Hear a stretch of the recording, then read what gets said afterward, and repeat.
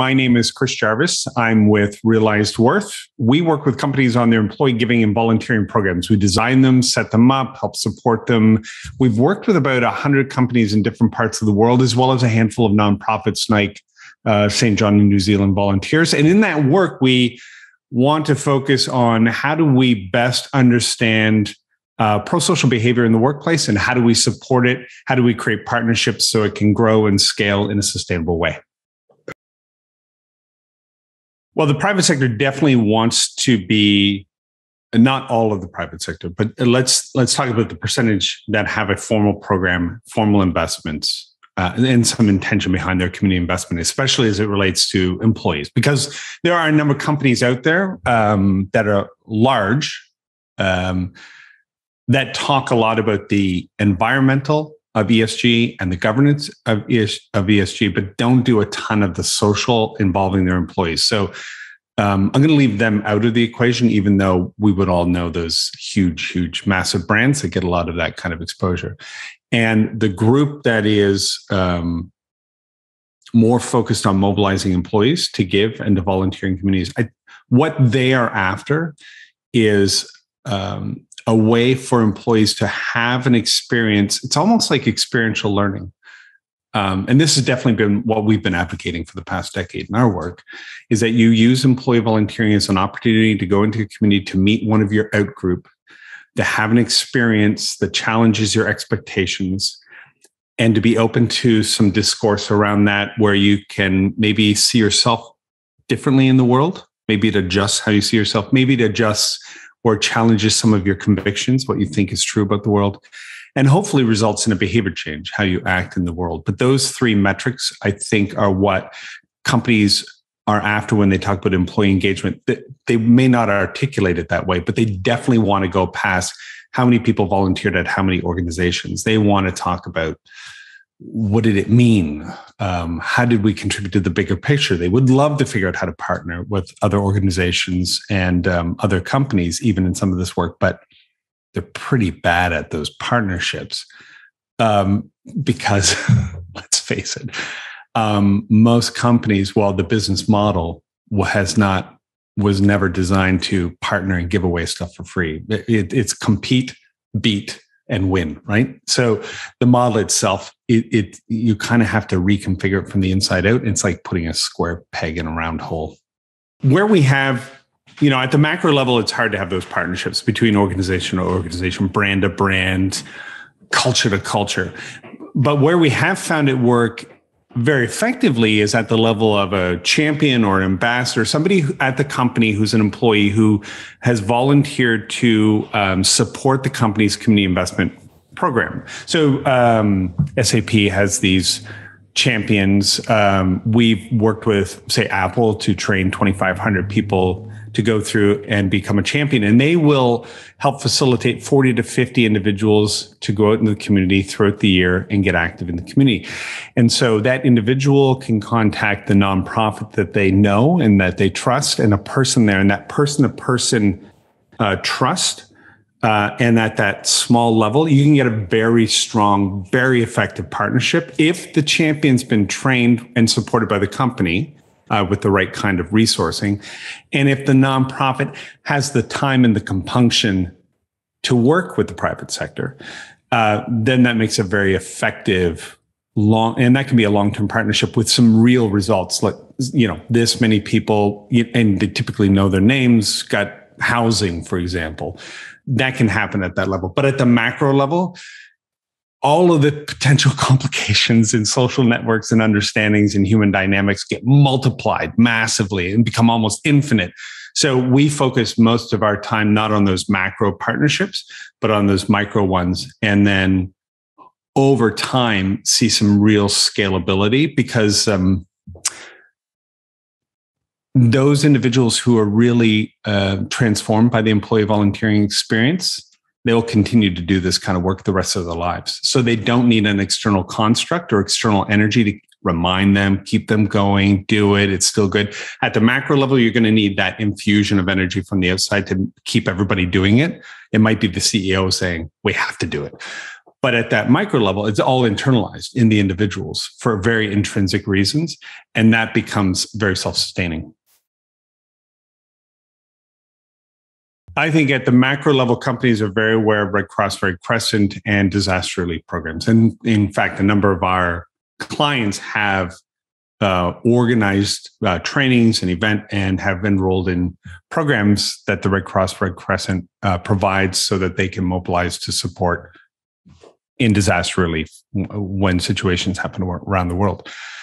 But I would suggest that's kind of all Red Cross, Red Crescent is known for, that one type of program for a small group of people in a specific situation. So it's a background organization like the UN, like any huge thing where we all have a basic idea of what it does and what they do. But in the details, no idea. I don't really know the days, how it operates, what your long-term mandate is, where you get involved and when you don't and why. I mean, that kind of thing isn't known. So we would recommend going small to get bigger. And that means how many local opportunities for people to have some kind of experience with the Red Cross, Red Crescent ethos, so I can at least experientially learn in a way that I might find rewarding, are there. So we have impact councils in different parts of the world. Could they work with, or could a number of companies represented in those councils, DP World, Ernst & Young, Accenture, whatever, could they find an opportunity to give to a group of employees with the Red Cross that would imbue those employees with a better understanding of Red Cross, Red Crescent? Could you get some rent in their mind so that you become an organization that pops up in particular situations?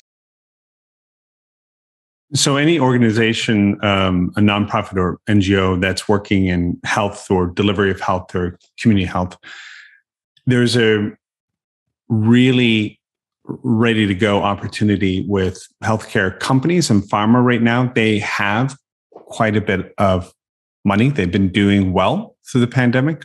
We have 4 large healthcare pharma companies with a combined employee base of maybe 650 or 700,000 employees. And we've gotten questions, how do we help our employees get involved in community health? It is difficult because most of those nonprofits and NGOs want money for research or money for running labs or money for things that you can't readily put volunteers into. And so we've been trying to think through even, could employee volunteers help with vaccinations?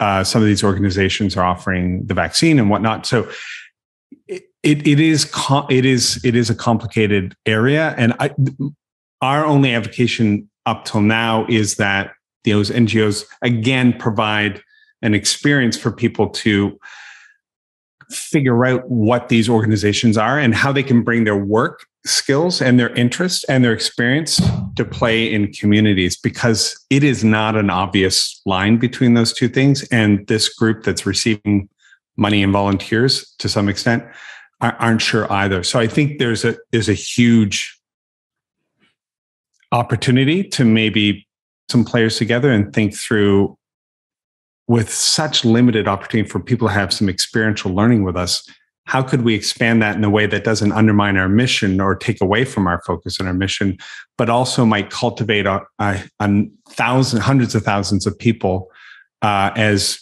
donors and lifelong volunteers with our organizations and our causes.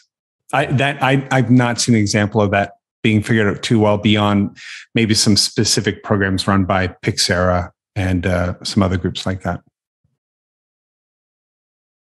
I think we're going to see over the next decade that we're in already a continued leadership role as the private sector continues to step into this role. And there has already been some frustration with nonprofits liking doing it the old way. There's some large international organizations that have resisted a role change and want to raise funds. That's what we've done. We raise the funds, we distribute the funds. That's our bread and butter. And the companies over the past 10 years said, well, then good luck. And they've left. So workplace giving programs have radically shifted because organizations are not keeping up with the way things are changing because they're very comfortable with the way things used to be. And change is hard. So I think the private sector will probably make a lot of mistakes by pulling out ahead of organizations that understand communities better. I think they will look for new partners that they can work with and that are more agile and don't have a history that they're trying to hold on to and are very willing to develop themselves for the future. And then thirdly, I think you're going to see even more money come into this space. So one key factoid here, Double the Donation, which helps companies manage their matching, giving, and volunteering programs, estimates that based on their research, $4 to $7 billion is unclaimed in community investment dollars every year because employees don't know about it, because community partners don't know how to ask for it or qualify. That's going to get fixed, and that money is going to be an outflow, and the private sector is going to represent more community investment as they get better at doing it. The question is, which partner is also going to change and develop to be able to receive those funds and go forward with them? And as we move forward, I'm encouraging these CSR managers, or we are on our team, to see themselves not as selling and buying, and that's an important part of the business, but nation building. That these individuals are giving concrete, real-world experiences to one person at a time across hundreds of thousands of employees around the world, exposing them to their outgroups, challenging their perceptions of who they are, what they believe, and how they act in such a way that there can be a transformation and we become more inclusive, more diverse in our thinking and our receptivity, more equitable in our societies. These CSR managers are building the societies of tomorrow because they give these experiences that stay inside of us and that affect our families and our neighbors and our friends, because we talk about the things that impact us and affect us. And so spending money, throwing money at these big issues probably will not solve many of those issues.